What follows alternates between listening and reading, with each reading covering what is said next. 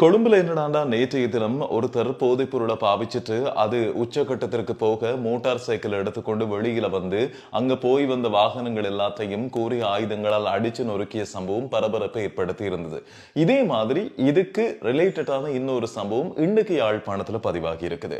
வைத்தியசாலைக்குள்ள சிகிச்சை பெறுவதற்காக போன ஒருத்தர் பாதுகாப்பு உத்தியோகஸ்தருக்கு கத்தியால வெட்டி போட்டு அங்க இருக்கிற தாதியர்களோட கடுமையா சண்டை பிடிச்சு தகாத வார்த்தைகளால பேசிட்டு அங்கிருந்து தப்பிச்சு என்ற சம்பவம் இன்றைக்கு பரபரப்பை ஏற்படுத்தி இருக்கு. இந்த விடயம் தொடர்பா முழுமையா எங்களுக்கு தெரிஞ்ச அளவு அல்லது விவரங்களை தேடி எடுக்க முடிஞ்ச அளவுக்கு என்ன நடந்திருக்குன்னு சொல்லி பார்க்கலாம். யாழ்ப்பாண போதனா வைத்தியசாலையில இன்று அதிகாலை, அதாவது 2026 ஜனவரி மாதம் 14ஆம் தேதி புதன்கிழமை அதிகாலை 1:40 ஒருவர் சிகிச்சை பெறுவதற்காக தன்னை அனுமதிக்குமாறு கேட்டு வர்றார். எனவே அவர் வருகிற போதே அவர் போதையில் இருக்கிறார் என்பது தெரிகிறது. போதையில் இருந்தாலும் அவர் காயங்களோடு வருகின்றபடியினால் அவருக்கு சிகிச்சை வழங்க வேண்டும் என்பதற்காக அனுமதிக்கப்படுகிறார். அங்கு அனுமதிக்கப்பட்டவுடன் அங்கிருக்கின்ற தாதியர்களோடு கடுமையான வாய் தர்க்கம் இவருக்கு ஏற்படுகிறது. அங்கு சொல்வதை எப்படியும் இவர் கேட்க போவது கிடையாது. அங்கு கேட்காத விடத்து தாதியர்கள் ஏதாவது மறுத்து பேசுகிற இடத்து அவர்களோடு வாய் தர்க்கம் தூஷண வார்த்தைகளால் பேசியிருக்கிறார். அதாவது கெட்ட கெட்ட வார்த்தைகளால் எல்லாம் அவர்களை பேசியிருக்கிறார். அது மட்டுமில்லாமல் அங்கு சிகிச்சை பெற்றுக் கொண்டிருந்த நோயாளர்களோடும் வாய் தர்க்கங்களிலும் கெட்ட கெட்ட வார்த்தைகளால் பேசியும் தர்க்கத்தில் ஈடுபட்டிருக்கிறார் என்று சொல்லப்படுகிறது.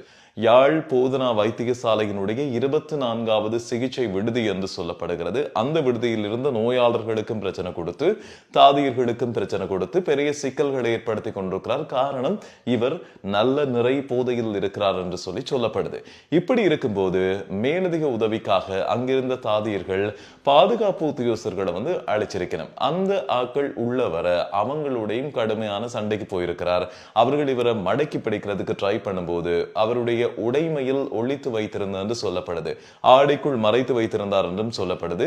ஒரு கத்தியை எடுத்து அந்த பாதுகாப்பு உத்தியோகஸ்தருக்கு கையில 2-3 வெட்டுக்கள் விழுந்திருப்பதாக குறிப்பிடப்படுது. அவரை வெட்டிவிட்டு அங்கிருந்து குறித்த நபர் சிகிச்சையும் முழுமையாக பெறாமல் தப்பி ஓடி மறைந்து விட்டார் என்று சொல்லப்படுது.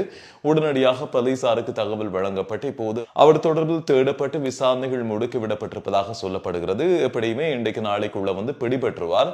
ஆனா இதெல்லாம் என்ன மாதிரியான நோய் அறிகுறிகள் என்று சொல்லி நீங்க எல்லாருமே யோசிங்க. போதையில இருந்தா கிடைக்கிறவன் எல்லாம் சம்பளான்னு சொல்லி கேட்க தோணுது. கொழும்பிலும் வெளியிலே தெரிந்து வாகனங்களை அடித்து நொறுக்கிய அந்த நபர் ஹெரோயின், ஐஸ் போதைப் பொருட்களை பயன்படுத்தி இருந்தார் என்று சொல்லி மருத்துவ அறிக்கை சொல்லுது. யாழ் போதனா வைத்தியசாலையில் அந்த சாமத்துல சிகிச்சை பெற வந்தவரும் நல்லா குடிச்சு மட்டையாகி போய்தான் அங்க வந்திருந்தார் என்று சொல்லப்படுது. இந்த மாதிரி தங்கட சுகத்துக்காக தங்கட விருப்பத்துக்காக குடிச்சிட்டு அடுத்த எல்லாரோட நிம்மதியையும் கெடுக்கிற பழக்க வழக்கத்துக்கு என்ன தண்டனை கொடுக்கலாம் என்று சொல்லி நீங்களே சொல்லுங்க. குடிங்க, அது பிரச்சனை கிடையாது. உங்களோட காசு, உங்களோட விருப்பம். அதுக்கும் எல்லாருமே லோ வச்சிருக்கிறீங்க, உங்களோட இஷ்டம். அதை யாருமே உங்களை மோட்டிவ் பண்ணவோ இப்படி பண்ணாதீங்க, நீங்க செத்து போயிருவீங்க, இப்படி பண்ணாதீங்க, உங்களோட குடும்பம் பாவம் என்று சொல்லி சொல்ற அளவுக்கு இனிமேலும் இல்லை. ஆனா நீங்க குடிச்சா உங்களோட இருந்து கொள்ளணும், அடுத்தவங்களோட தனகிறதுக்கு வரக்கூடாது.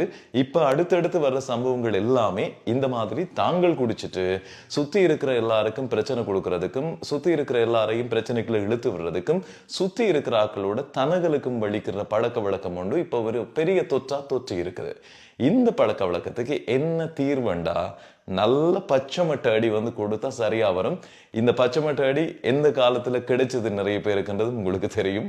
இனிமேலும் இலங்கை அரசாங்கமும் அப்படி ஒரு வேலையை கையில் எடுத்து சொல்லி சொன்னா பச்சை மட்டை அடி தானா எல்லாரையும் வழிக்கு கொண்டு வரும்.